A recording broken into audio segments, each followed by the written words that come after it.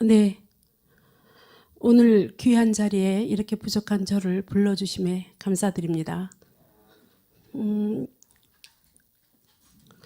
믿음의 보루인 우리 에스더 기도회에 와서 제가 이렇게 여러분들에게 말씀을 드릴 수 있는 기회를 가진 것에 대해서 너무나 감사드리고, 또 오늘 여기 모이신 여러분, 그리고 또 같이 온라인에서 보고 계시는 모든 분들이 하나님의 은혜와 찬양이 가득하기를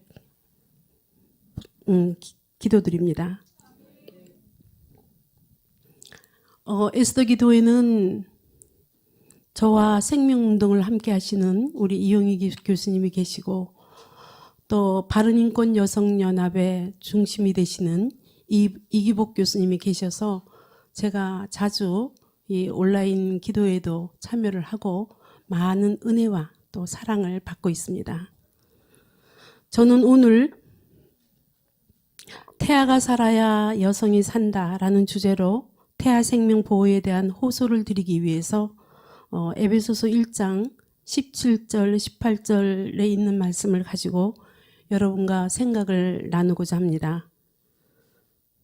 영광의 아버지께서 지혜와 계시의 영을 주사 하나님을 알게 하시고 너희 마음의 눈을 밝히사 그의 부르심이 소망이 무엇이며 성도 안에서 그 기업의 영광의 풍성함이 무엇이며 라는 말씀인데, 제게는 이 말씀이 제 삶의 간증이 되고 있습니다. 먼저 오늘 태아 생명보호 그리고 낙태 반대에 대해서 말씀드리고자 합니다.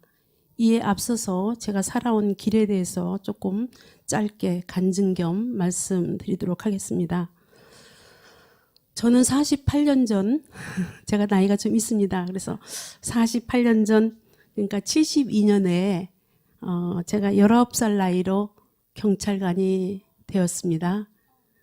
그리고 이제 20살에 서울시 7급으로 공직에 처음 이제 발을 딛게 됩니다. 그리고 이제 서울시에서 쭉 좋은 자리, 또 제가 그 역량과 또 저에 있는 모든 것들이 그래도 발휘가 되었는지 저희 조직 안에서 잘 성장을 해서 제가 여성가족정책관이라는 1급까지 마치고 이제 서울시를 떠납니다. 그리고 이제 2008년 공무원들은 가장 자기가 직업 공무원이 무엇이 되고 싶은지 가장 끝까지 올라갈 수 있는, 그러니까 최고의 그 정점이라고 할 수 있는 곳이 차관입니다. 2008년 제가 이제 그 보건복지가족부 차관이 됩니다. 그리고 그 당시가 이제 보수 정권이 처음 시작된 그 초기이기 때문에 이명박 정부 이제 초기 보수 정부의 보건복지 정책을 이제 틀도 바꾸고 또 나름대로 이제 큰 그 정책 기조 안에서 여러 가지 일을 하던 중에 직불금이라는 쌀 직불금이라는 정치적 쓰나미를 제가 이제 맞닥뜨리게 됩니다. 정부 안에서 일을 하느라고 정신이 없었기 때문에 이 쌀 직불금이라는 부분이 그 당시엔 제가 이제 땅이 없었고요. 또 1원도 직불금이라는 것을 받아본 적이 없었기 때문에 그때 이제 쓰나미처럼 밀려온 그런 고난에 대해서 어떻게 해볼 도리가 없었습니다. 그래서 공무원으로서 쌓아왔던 자부심 그리고 명예를 하루아침에 모두 잃게 되고 저는 공직을 마감했습니다. 아까 말씀드린 대로 땅도 없었고 또 돈 1원도 받은 거 없었습니다. 이제 그 세상적으로 승승장구했죠. 그리고 제가 나락으로 떨어져서 이제 무엇을 할지 정말 막막했던 그때 저는 기적적으로 하나님을 만났습니다. 그때 제 나이가 55이었어요. 저희는 아주 이제 정말 그 절을 가지고 있을 정도의, 저희 시댁에 절을 가지고 있을 정도의 아주 독실한 그런 불교 집안이었고요. 그리고 이제 제가 이제 55이었기 때문에 정말 그냥 과학적으로 생각해도 뭐 탄생의 말씀이라든지 또 생명의 말씀이라든지 이런 것들이 실질적으로 믿어질 수가 없었겠죠. 근데 저는 그것이 정말 살아 움직이는 그 말씀 하나하나가 다 살아 움직였습니다. 그래서 성경 말씀 하나하나가 제가 스펀지처럼 전부 다 제 이제 몸에 그리고 제 마음에 그대로 들어왔고, 이제 그렇게 된 것은 제가 주님을 만난 것이 아니라 고난 중에서 주님이 저를 찾아주셨습니다. 그리고 일방적인 주님의 은혜였습니다. 교회를 등록하고 다니기 시작했습니다. 저희 삶은 정말 많이 바뀌었습니다.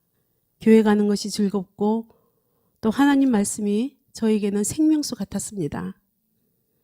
교회를 들어가서 그리고 나올 때까지 이제 눈물 흘리고 매일 이제 은혜에 충만하고 있을 때가 한 3, 4년, 거의 3, 4년을 교회에서 충만하게 은혜 받고 또 이제 그 나오는 성경 하나하나 그리고 그 찬송 하나하나의 문장이 다 저를 위해서 다 은혜롭게 다 감사 하나 주었습니다. 이제 그렇게 이제 어느 정도 안정되었을 때 제가 복지 전문가이기도 하고 또 이제 공직에서 오래 일했던 사람들은 꿈이 있습니다. 그래서 우리나라 이제 보건복지 부분에서 좀 더 따뜻한 나라를 만들어주면 좀 어떻겠는가. 그리고 나는 따뜻한 나라로 변화시키고 싶다 하는 그런 마음이 있어서 2012년에 이제 새누리당 국회의원 비례로 제가 신청을 했습니다. 그리고는 이제 얼마 되지 않아서 바로 15번으로 이제 비례 발표가 났습니다. 이제 비례 발표가 난 이후에 이제 국회의원이 되면 이제 제일 먼저 어떤 일을 하지? 뭐 이런 구상에 제가 사로잡혀 있을 때 이틀 만에 다시 비례대표가 취소가 됩니다. 그 취소의 사유는 쌀직불금. 아까 말씀드린 대로 제가 1원도 받은 적 없었고 또 땅도 없었고, 근데 이제 정치적인 어떤 그 쟁점에 휘말리면 고위직들 뭐 그렇게 쉽지 않습니다. 그래서 비례대표로 이제 국회의원으로 가고자 하는 꿈이 또 한 번 좌절을 받습니다. 이제 평생 공무원만 했던 저희들은 이제 명예에 대한 꿈이 있습니다. 그리고 정치적인 어떤 사회를 바꾼다 뭐 이런 꿈도 있습니다. 그런 꿈을 저는 이제 결국은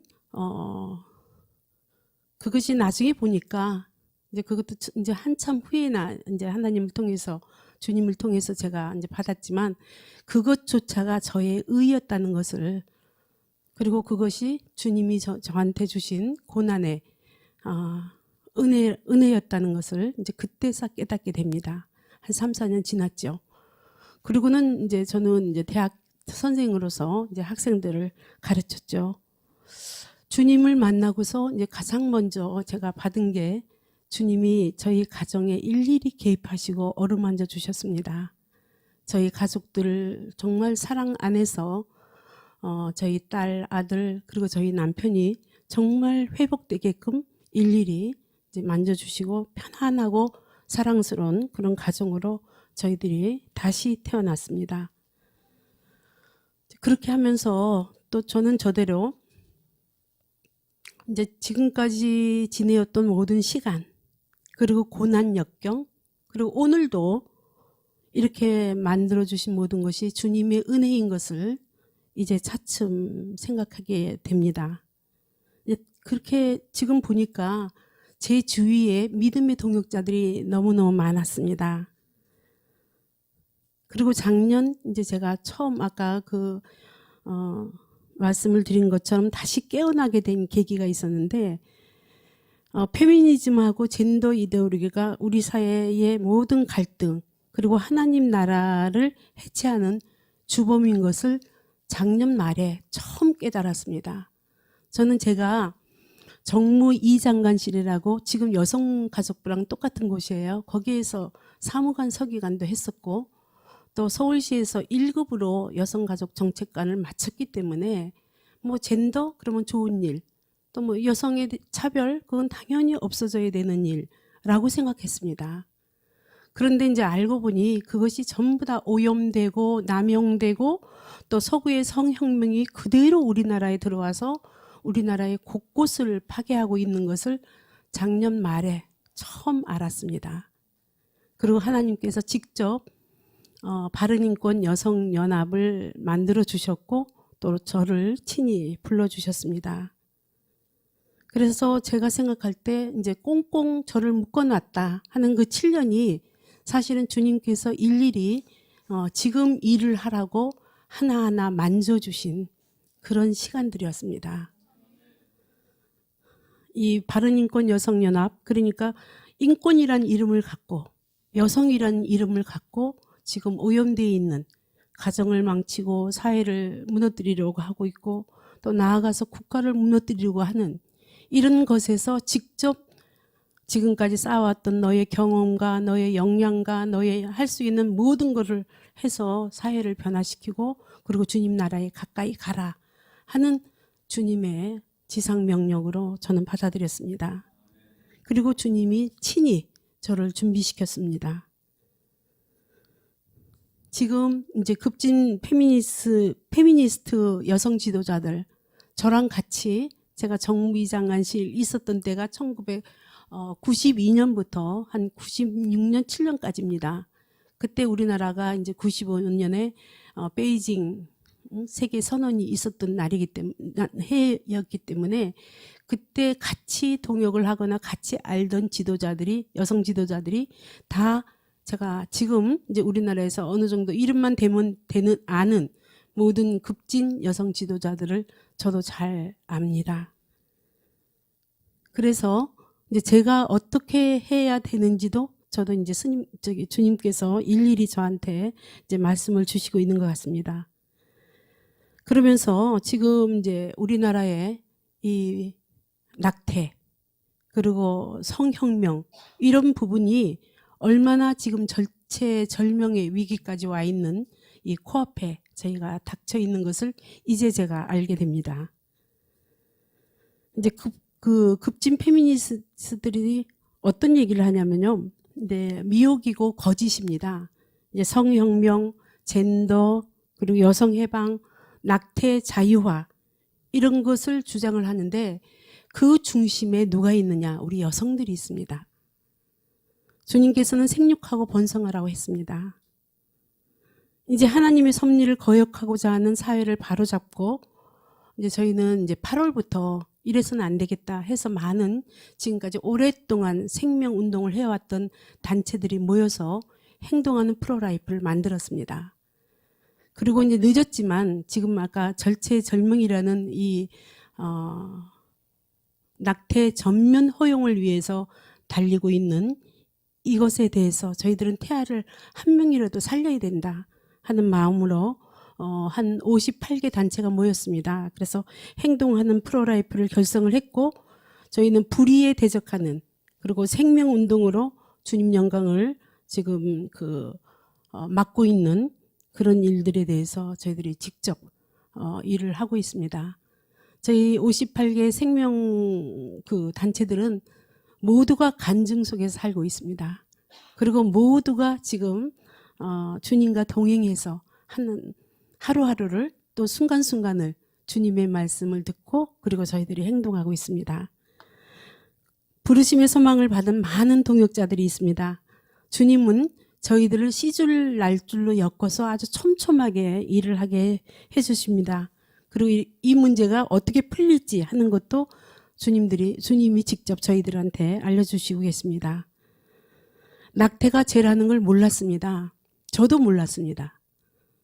이제 공무원으로서 공직에 오래 있었기 때문에 저는 70년대에 그렇게 이제 저희들이 산하 제한 운동하고 또 경제를 위해서 아이는 둘만 잘 길러야 되고 이런 것들을 아주 익숙하게 저희 공직에서 또 당연히 저희가 그렇게 계몽을 하고 해야 된다고 생각을 했습니다.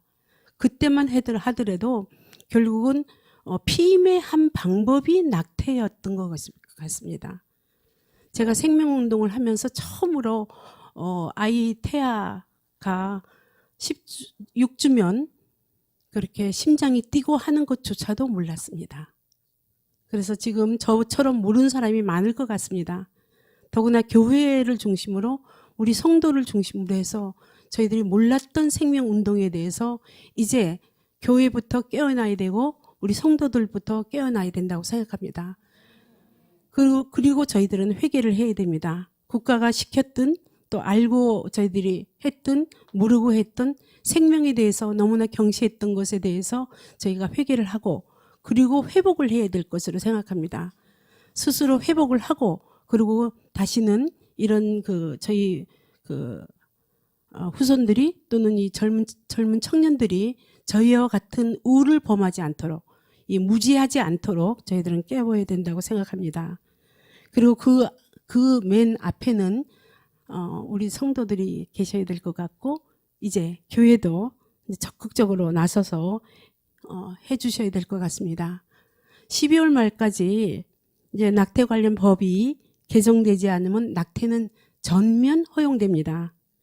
이런 급박한 상황에 제가 정부에 지금 추진하고 있는 이제 낙태와 관련된 정부 법안에 대해서 문제점을 설명하고 또 오늘 여기 계신 분 그리고 인터넷에서 저희 강의를 들으신 모든 분께 다시 한번 저희들이 각자 어느 가정도 이 낙태에 대해서 편안한 낙태에 대해서 어느 가정도 자유로운 가정이 없으리라 생각을 합니다. 이제 그것은 어떤 의미에서는 오래전에 국가가 저희들한테 저희 여성들한테 그렇게 했던 것 같습니다. 국가의 일을 담당했던 저부터 회개합니다. 몰랐던 죄를 회개하고 무지했던 지난 날을 회개합니다. 그래서 더욱더 행동하는 프로라이프 생명운동이 중요하다고 생각합니다. 그래서 오늘 이런 기회를 주신 우리 이용희 대표님께 감사드리고요. 지금부터 이제 제가 PPT를 보여드리면서 생명운동에 대한 특히 정부의 낙태법 문제점에 대해서 설명을 드리도록 하겠습니다. 이제 영상 중에 조금 이제 영화의 한 장면이긴 하지만 영상이 나옵니다. 그래서 그 영상은 제가 설명드린 맨 마지막에 좀 모아서 설명을 드리도록 그렇게 하겠습니다. 그럼 지금부터 영상을 보면서 조금 설명을 드리겠습니다.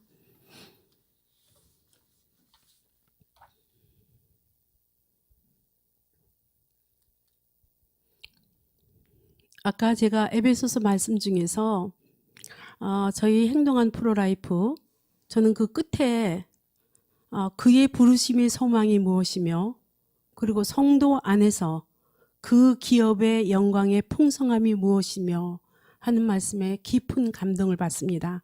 저희 프로라이프 행동하는 프로라이프가 각자 그 영광의 풍성함을 쫓으면서 주님 말씀을 순종하도록 하겠습니다. 오늘 태아가 살아야 여성이 산다. 그리고 태아가 살고 여성이 살고 그래야 대한민국이 살 것 같습니다. 그럼 지금 이제 태아 심장 박동 소리를 한번 들어보도록 하겠습니다.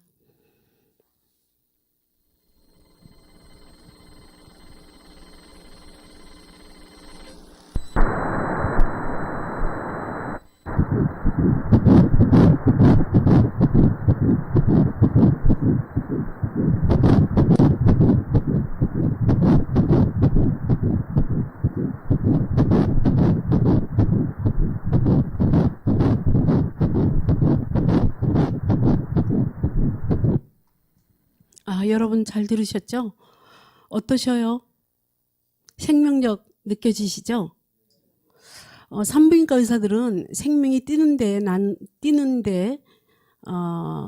이제 특별한 사고가 없으면 아이들은 그대로 잘 자라서 40주가 되면 출산한다고 합니다.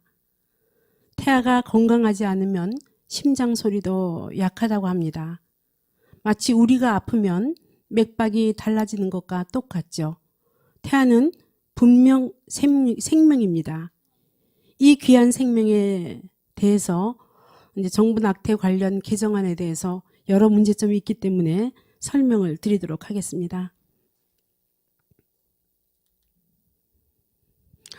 우리나라 현행 낙태법은 이원화되어 있습니다.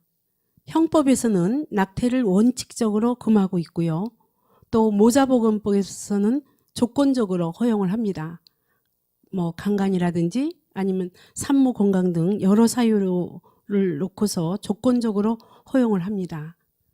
그리고 2019년 4월 11일 낙태법에 대해서 헌법 불합치 판결이 있었습니다.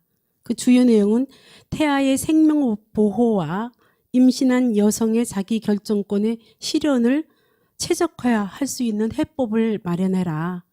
그리고 2020년 그러니까 올해죠. 12월 31일까지 형법은 개정이 되어야 하는 걸로 되어 있습니다. 여러분 우리나라의 낙태가 어느 정도 되는지 한번 보시도록 하겠습니다.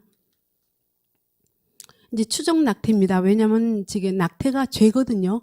지금 낙태죄가 있기 때문에 공식적인 조사는 없고요. 비공식적인 조사로 이제 추정을 해보면 정부는 2018년 5만이라 그럽니다. 근데 민간단체 조사에 의하면 한 50만, 10배 정도. 근데 여러분 1년에 태어나는 태아는 아동은 몇 명인 줄 아십니까? 이제 우리나라가 많이 이제 줄어들어서 연간 30만 명. 근데 낙태되는 태아는 50만이 훨씬 넘는다고 이제 전문가들이 말씀을 여러 가지 자료에서 밝히고 있습니다. 정부 개정안에 대해서 조금 살펴보도록 하겠습니다. 아까 말씀드린 대로 이제 12월 31일까지 이제 법을 개정하지 않으면 형법에 있는 낙태죄는 다 없어집니다. 그래서 낙태 전면 허용이 되기 때문에 지금 정부가 이제 개정안을 발표를 했습니다. 이 중에서 좀 가장 문제가 되고 있는 한 4가지 정도, 5가지 정도 아주 구체적으로 여러분께 설명을 드리겠습니다. 우선 첫 번째는 임신 14주 이내면 모든 조건 없이 낙태가 전면 허용됩니다. 두 번째는 임신 15주 또는 24주 이내에는 사회경제적 사유, 그러니까 터울이 있다든지 또 지금 내가 아이를 기를 만한 여러 가지 경제적으로 어렵다든지 뭐 여러 가지가 이제 사회경제적 사유입니다. 그 사유가 있으면 24주 이내에 모든 낙태가 허용됩니다. 또 세 번째는 약물 낙태를 합법화하고 허용합니다. 또 만 16세 이상 아이한테는 부모 동의 없이 낙태가 가능합니다. 또 이제 의사에 대해서는 지연 없이 의사 거부권에 그 지연이 없이 상담소 연결로 해서 의사 입장에서는 어쩌면 그 간접적인 낙태에 직접 의사가 개입하는 그런 사례가 됩니다.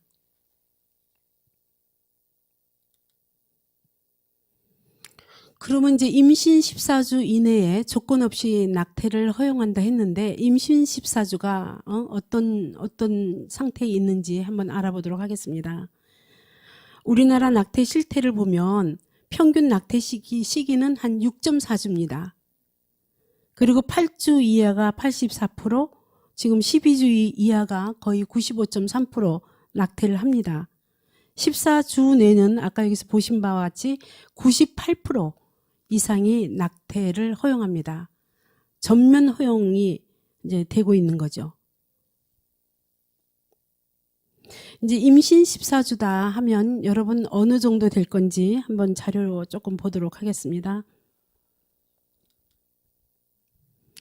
임신 14주 태아라는 것은 손과 발을 움직입니다. 눈도 뜨고 얼굴도 찡그립니다. 모든 장기가 이제 기본 구조가 형성이 되고 심장이 힘차게 뛰고 뇌가 생각을 합니다.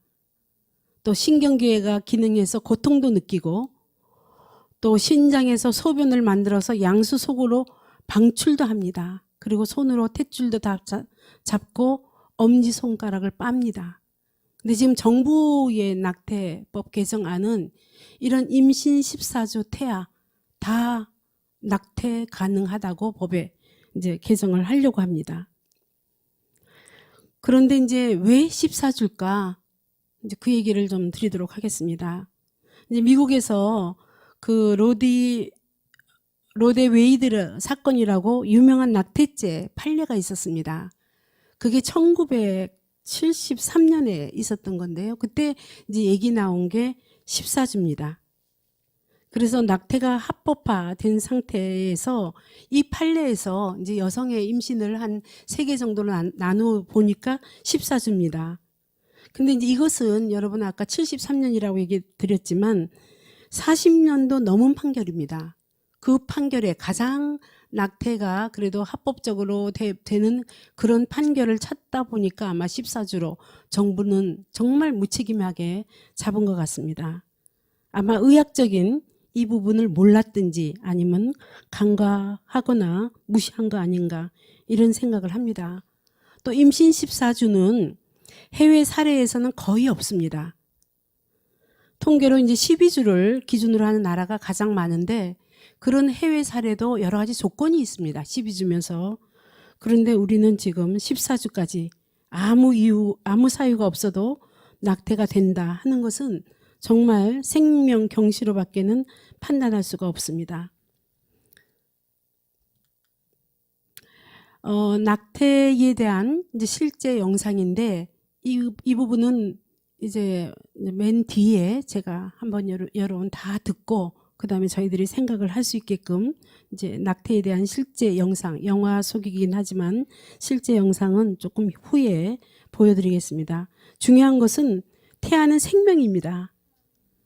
그리고 낙태는 생명을 박탈하는 겁니다. 생명을 이제 오늘 그 용어에서 정말 뭐 사람을 죽이는 그런 용어는 제가 쓰지를 않으려고 되게 많이 애를 쓰는데 어쨌든 낙태는 생명을 없애는 겁니다. 생명을 박탈시키는 겁니다. 이제 정부가 또 너무나 끔찍한 이제 그 주수를 또 얘기를 하고 있는데 임신 24주 이내는 사회경제적 사유가 있으면 낙태가 허용이 됩니다. 여러분 사회경제적 사유라는 것은 이제 큰애하고 작은애하고 터울이 있다. 터울이 너무 가깝다. 그리고 지금 나는 학업을 하기 때문에 이제 아이를 키울 그런 단계가 안 된다. 이런 많은 조건들이 사회경제적 낙태의 사유가 됩니다. 그리고 그것을 허용을 하겠다는 겁니다. 그럼 여러분 한번 우리가 24주, 23주가 태아한테는 지금 어떤 상태에 있는지 한번 보도록 하겠습니다. 이제 태아 평균이 이제 살아있는 생존율을 이제 보면 22주 이하는 10%입니다. 그러나 이제 23주, 24주가 되면 이제 반 정도가 그냥 두어도 태아는 저절로 살아 있습니다. 지금 그 우리나라에서 이제 지금 낙태하는 비율 중에서 사회 경제적인 이유 갖고 낙태하는 비율이 지금 96%입니다. 그러면 지금 저기 나오는 법에 의하면 모든 여성들은 14주면 그러니까 24주 이내에 다 낙태가 가능하다라는 게 됩니다.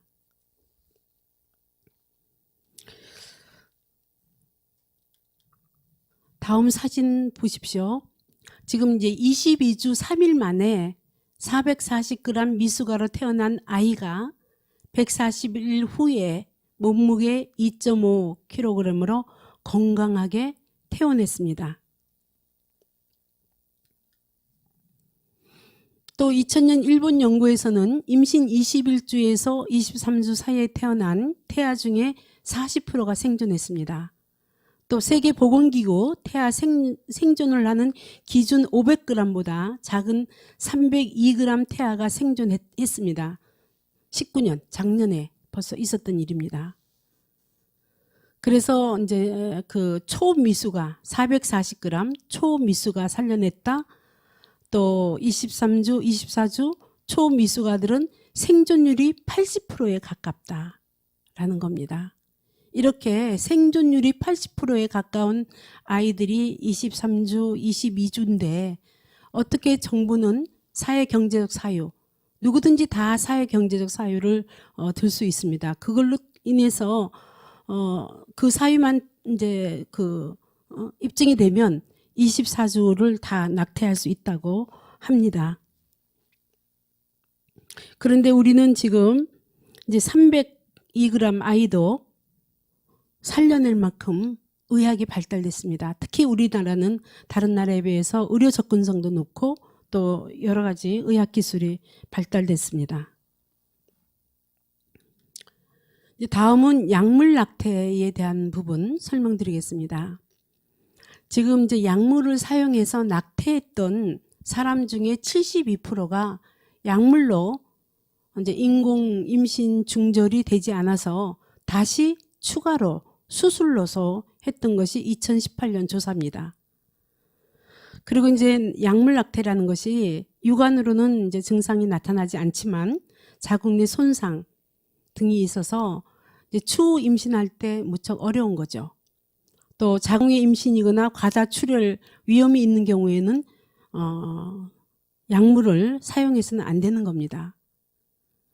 그리고 만약에 사망한 태아가 몸 밖으로 나오지 못해서 폐혈증 등 심한 경우에는 임산부가 사망하는 경우도 있죠.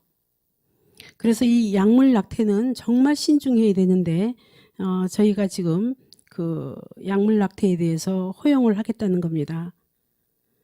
지금 그 약물 낙태와 관련돼서 영상 있습니다. 그래서 그 영상도 조금 뒤에 한꺼번에 보여드리도록 그렇게 하겠습니다. 이제 다음 또 저희가 많이 심각한 것은 16세 이상일 경우에 부모 동의 없이 낙태가 가능하다는 겁니다. 미성년자는 더욱 보호받아야 될 존재지요. 그리고 부모 동의 없이 시술이 가능하다. 그러면 정신적, 육체적으로 더욱 위험에 노출될 가능성이 있습니다. 그리고 친구들도 또 또래 친구들 사이에서도 임신 후에 낙태하라고 종용할 그런 가능성도 높습니다. 또 인공 임신 중절에 대한 후유증, 여러분 잘 아시다시피 출혈, 감염, 여러 가지 또 사망 가능성, 골반염 이런 것들이 많이 있는데 미성년자 법정 대리인의 동의를 요구하지 않도록 규정한 것은 어떤 의미에서는 민법상 친권을 지금 저희는 박탈했다고 봅니다. 그래서 이에 대한 여러 가지 이제 문제점을 제기를 하고 있고 대한법에서는 이렇게 하지 않도록 저희들이 지금 준비를 하고 있습니다. 또 낙태에 대해서 이제 여러 가지 이제 낙태의 현실적인 사항을 볼 때 절대로 미성년자에게 이제 더 보호받아야 될 미성년자한테 부모 동의 없이 이제 하는 것은 정말 이제 문제가 크다. 이런 걸 여러분들한테 설명을 드렸습니다. 그러면 이제 앞으로 그러면 이제 지금 정부 안에 비해서 어떻게 나가는 것이 그런 바람직할 것인가? 이미 헌법 불합치로 그 개정안을 내지 않으면 12월 31일에 그냥 낙태죄가 전면 허용이 됩니다. 그래서 저희 행동하는 프로라이프에서는 대안에 대한 그 법을 만들기 위해서 많이 노력을 하고 있는데요. 이제 의학적으로 볼 때 어디까지 이제 볼 것인가 하는 부분에 대해서 설명을 좀 드리도록 하겠습니다. 현재 임신 6주면 태아 심장 박동이 됩니다. 그래서 적어도 태아 심장 박동이 기준점이 돼야 되지 않나 하는 생각을 합니다. 이제 물론 그 임신 6주도 저희는 정말 안타깝습니다.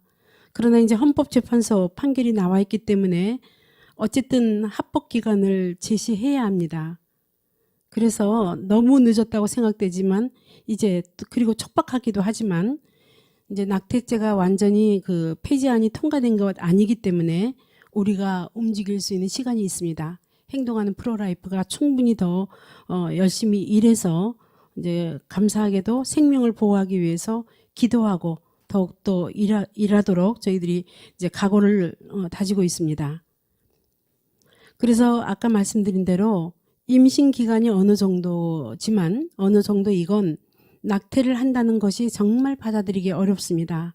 또 허용하기도 힘들지만 그러나 이제 임산부 건강을 최대한으로 지킬 수 있는 임신 그 초반부에 한 10주까지 이제 그런 생각을 저희가 고민하고 있습니다.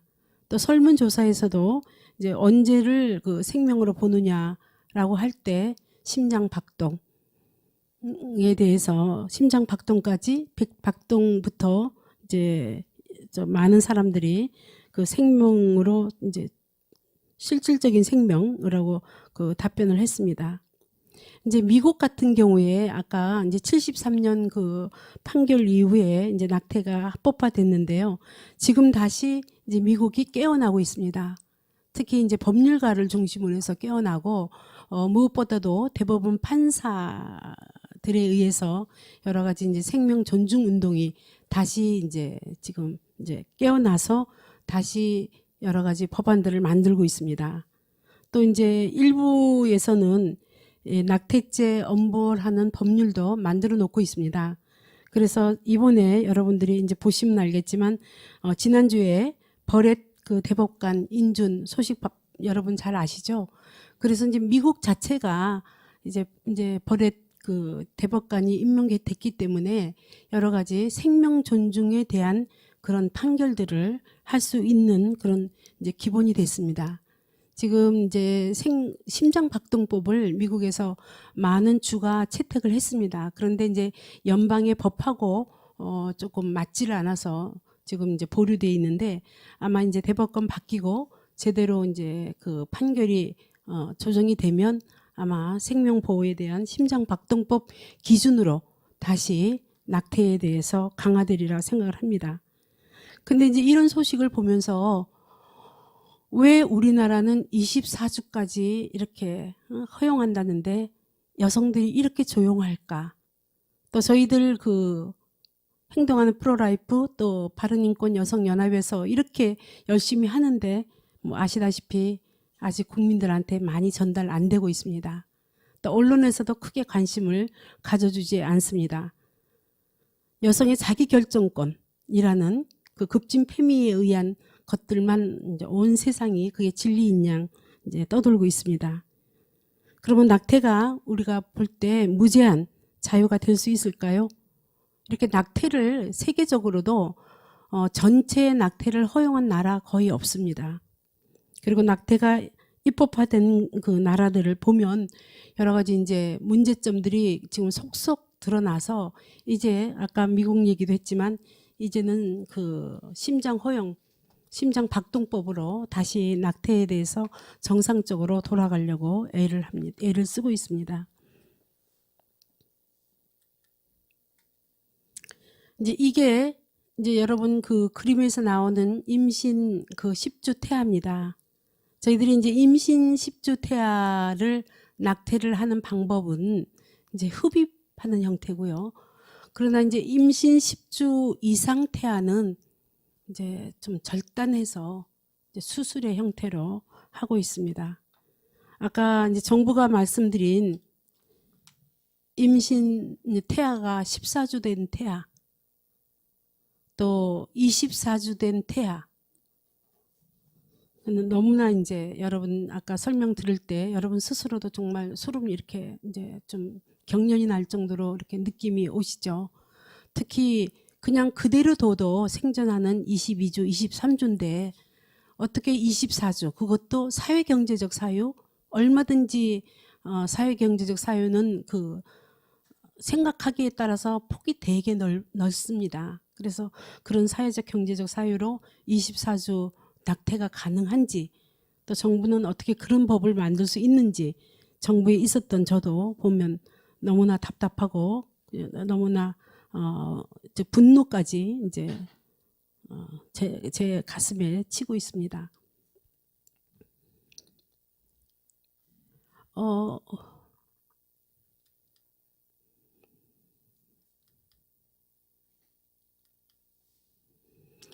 아까 모두에서 조금 얘기했습니다. 저희가 75년 세계 여성의 해, 둘 만나 잘 기르자, 또 뭐 내일이면 늦으리, 막아보자 인구 폭발 해서 어떤 의미에서는 그 임신에 대해서 이렇게 조절하는 것으로 낙태를 생각을 했습니다. 피임의 한 방법으로 정부는 이제 권장을 했고요.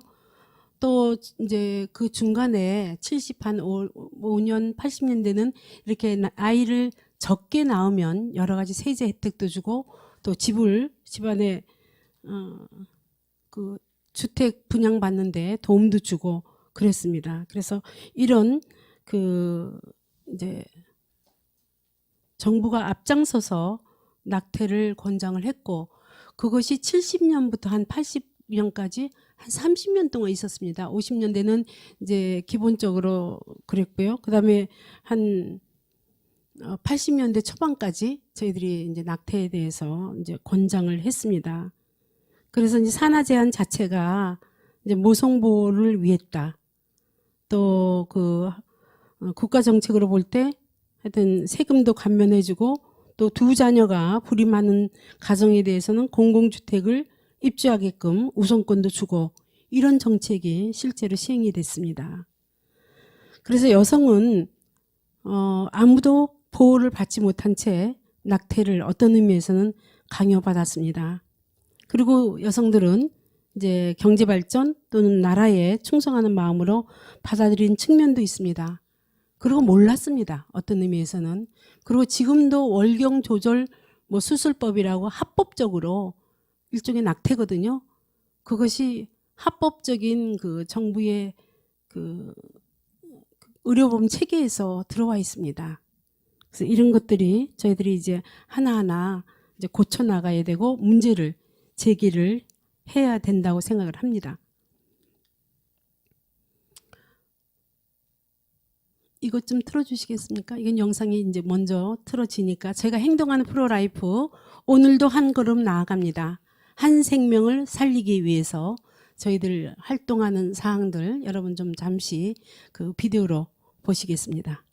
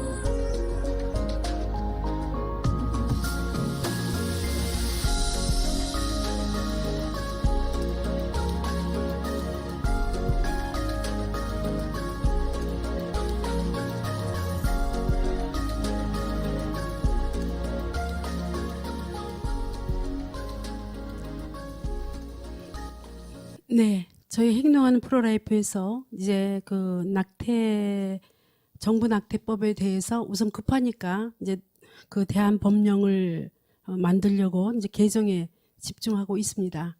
그러나 낙태법 개정이 저희들 끝이 아니라고 생각을 합니다. 아까 지금 나온 그 영상에서 보시듯이 한 걸음 한 걸음 저희들은 한 명 한 명의 태아를 살리기 위해서 행동하는 프로라이프는 이제부터 다시 시작을 할 겁니다. 그러나 이제 여성들을 볼 때는 그 여성들이 원하는 것은 낙태와 피임을 하지 않아도 되는 그런 나라를 원할 것 같습니다. 또 지금 우리나라는 낙태에 대해서 의료 접근성이 너무 좋습니다. 또 불법인데도 이미 너무나 많이 낙태가 일어나와 있습니다. 또 낙태죄 합법화가 이렇게 영국 같은 경우에는 낙태죄 합법화가 아주 폭넓게 되어 있거든요. 그런데 이제 그런 나라 같은 경우에도 생활비를 아이를 낳으면 바로 생활비를 줘서 그 아이 산모가 걱정 없이 이제 살 수 있는 그런 기반을 마련해 주는 거거든요. 그렇다고 치면 우리나라가 정말 엄마한테 또는 태아한테 이렇게 낳아줄 수 있는, 낳아서 기를 수 있는 사회적 환경이 지금 법적으로 되어 있느냐, 국가가 역할을 하고 있느냐 하는 부분에 대해서는 저희들이 많이 이제 부족하다 이렇게 생각을 합니다. 그리고 이제 이쪽에 낙태 전면 뭐 허용이라든지 하는 페미니스트들 얘기는 그러면 너희가 낳으면 길러줄 거냐 이런 얘기를 항상 아주 저희들한테 공격적으로 얘기를 하거든요. 그러나 저는 이제부터는 사회가 그 역할을 맡아야 될 것 같고 또 그 역할을 이제 낙태에 대해서 정부 법안에 대해서 이제 큰 틀로 여러분께 설명을 드렸습니다. 아까 말씀드린 대로 24주 이내면 일단 사회경제적 사유가 있으면 전면 낙태가 가능합니다. 그러면 이제 24주라 그러면 여러분 아시다시피 이제 우리가 보통 20주는 의학적으로 교과서에 보면 20주를 분만이라 그럽니다. 그리고 WTO에서도 분만으로 통계를 잡고 있습니다. 그런데 이제 24주를 사회경제적 사유가 있으면 다 낙태를 한다. 그럼 그 사회경제적 사유 제가 조금 설명을 드릴게요. 학업이나 직장 등 사회활동에 지장이 있을 것 같아서 경제 상태상 양육이 힘들어서 자녀 계획 또는 파트너가 관계가 불안정해서 또 나 또한 파트너의 부모가 요구해서 등등이 사회경제적 사유입니다. 이런 사회경제적 사유로 24주 태아를 낙태할 수 있는 것, 이거는 정말 정상적인 문명 국가에서 있을 수 있을까 하는 생각을 합니다. 그리고 아까 말씀드렸지만 우리나라에 이미 이제 낙태 실태를 보면 12주 이하가 95.3%입니다. 그런데 14주가 무조건 낙태, 그리고 24주는 사회경제적 사유만 있으면 낙태라는 지금 정부 법안은 너무나 많은 문제점을 안고 있습니다. 그래서 행동하는 프로라이프에서는 가장 여성한테 가장 안전하고 그리고 또 태아에 대해서 생명을 수호하기 위해서 어떤 법안이 가장 좋은지 저희들이 지금 준비를 하고 있고 전문가들이랑 많은 논의를 하고 있습니다. 여기 계시는 우리 에스더 기도회 모든 분들 그리고 온라인에서 보고 계시는 모든 분들께 이 늦은 밤에 그것도 12월 1일 이 좋은 밤에 이제 좀 무거운 주제입니다. 그러나 저희들이 현실입니다. 그리고 실제입니다. 그래서 이제 낙태 부분에 대해서 정말 성도들이 먼저 깨어서 예전에 이제 저희 가정들 다 자유롭지 못하니까 그런 부분에 대해서 정말 주님한테 회개하고 그리고 우리 스스로도 회복을 하고 그리고 주변에 절대로 낙태 안 되게끔 그리고 임신 피임의 한 방법이 낙태가 아니다라는 것을 분명히 저희들이 알았으면 좋겠습니다. 그리고 교회도 깨어났으면 좋겠습니다. 제가 아까 이제 여러 가지 말씀을 했습니다. 저희들이 각자 성도가 깨어나서 그리고 부르심을 받아서 그 부르심은 생명 존중에 대한 부르심을 받아서 정말 하나님 나라에 저희들이 그 영광을 올릴 수 있게끔 저희들이 노력을 했으면 좋겠습니다. 그럼 이것으로 제 간단한 강의를 마치도록 하겠습니다. 고맙습니다.